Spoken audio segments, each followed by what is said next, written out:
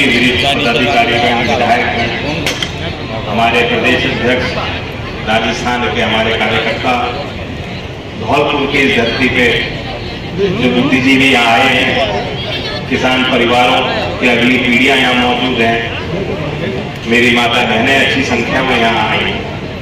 मैं सागर जी को धन्यवाद देता हूँ। बहुत समय से ये मुझे निमंत्रण देते थे किसी न किसी बहाने से, और फिर हमारी चर्चा हुई कि कार्यक्रम रखना है तो किसान के नाम पे आप कार्यक्रम रखिए, और इनकी भी यही इच्छा थी। ये भी उस बात को लेकर प्रसन्न हुए, और बहुत दिनों बाद जो हम दोनों करना चाहते थे वो हुआ। धौलपुर की धरती पे आपके साथ इस तरह से रूबरू होने का मौका मिला। अगस्त का महीना काफी सूखा भी था, बारिश नहीं हो रही थी, उसको लेकर भी चिंताएं थी, और आपकी यहाँ बड़ी अच्छी फसल देखने को मिली है। पिछले सप्ताह बारिश भी हुई। मैंने किसानों से पूछा, वरना तो दलहन की खेती कर रहे हैं, बल्कि बाजरा तो बहुत हार्डी क्रॉप है, लेकिन अगर बारिश नहीं होगी, नमी नहीं होगी तो नुकसान होगा किसान।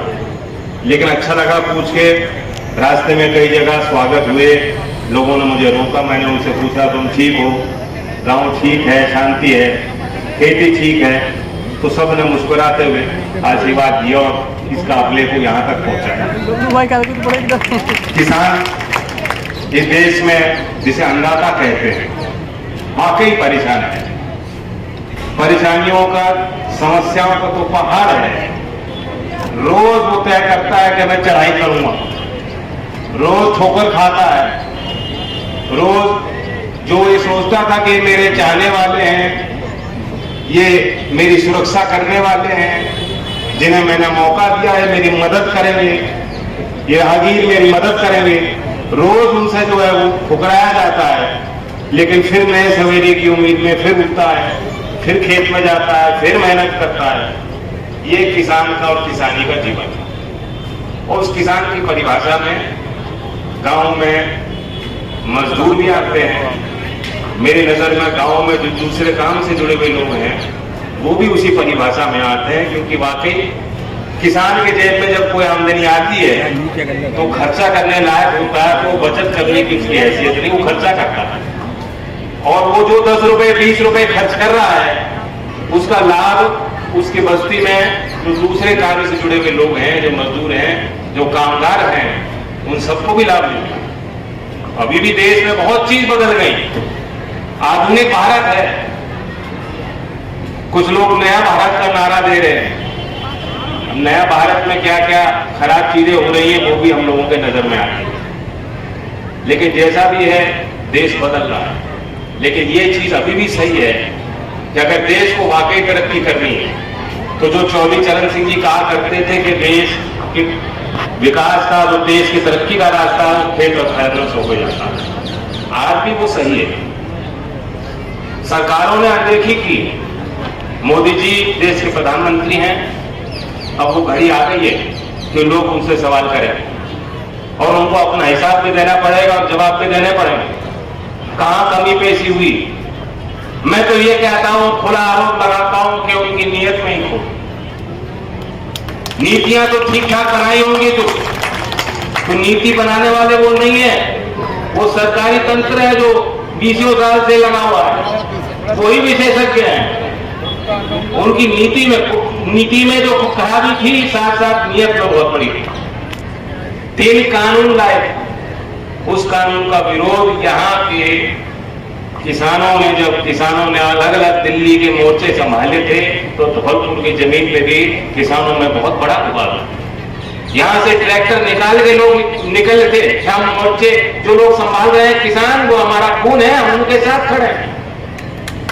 धौलपुर के किसानों को मैं धन्यवाद देता हूं कि आपने वो हिम्मत दिखाई, आखिरकार आप खड़े हुए और आपने मजबूर किया कि वो सरकार जो बिना आपसे पूछे इतना बड़ा परिवर्तन लाना चाहती थी, अब सवाल उठने लगे हैं कि ये नीति आखिर बनाई कैसे थी और किसके इशारे पे बनाई गई थी और किसके लाभ के लिए बनाई गई थी। वे कहते थे कि स्टॉक लिमिट का जो एसेंशियल कमोडिटी एक्ट है, ये इसकी जरूरत नहीं है। लेकिन जब से वो कानून बहाल हुआ है, आप देख रहे हैं कि सरकार ही उसका प्रयोग कर रही है। बिना किसी देश में किसान से पूछे धान के, गेहूं के, निर्यात पे प्रतिबंध लगाने वाली यही सरकार है। आज बिना किसी किसान से पूछे 40% निर्यात के, प्याज के निर्यात पे 40% ड्यूटी किसी किसान से नहीं पूछा। किसान सड़क पे आए, किसानों ने विरोध किया कि ये समय नहीं था इस तरह की ड्यूटी लगाने का। तो इनकी रणनीति साफ होती है, जब तक फसल किसान के हाथ में है, आपके खेत में खड़ी है तैयार, आप उसकी कटौती कर रहे हो, काट के उम्मीद रख रहे हो कि मैं मंडी पे ले जाकर बेचूंगा, कोई खरीदार मिलेगा। जब तक वहां पहुंची होती है फसल, तब तक इनका जोर होता है महंगाई, हाय महंगाई। और उनकी व्यापार नीति ऐसी बनाई जाती है कि दाम कम से कम रहे, किसान के लिए दाम कम से कम रहे।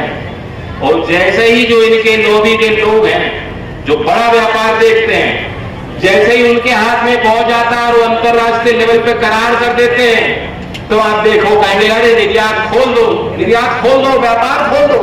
खुला व्यापार होना चाहिए, सरकार की दखलंदाजी इसमें नहीं होनी चाहिए। तो ये थोड़ी भाषा है। किसान की किसी की देश में आमदनी बढ़ी नहीं और ये दावा कर रहे थे कि हम दुगनी करें। यहां तक कि जो सर्वेक्षण होते थे कि किसान की आय कितनी है, वो डेटा इकट्ठा किया जाता था। बहुत समय उन्होंने उस डेटा को भी रोक के रखा। आज आरटीआई कानून को कमजोर करने के लिए कानून ला रहे हैं, ऐसी व्यवस्थाएं बना रहे हैं कि जो सवाल पूछेगा उसको उल्टा दंड दिया जाएगा। जो ईमानदार पत्रकारिता करने की हिम्मत रखेगा उसे जेल की सलाखों में के पीछे बंद कर दिया जाएगा। और इतना डरा के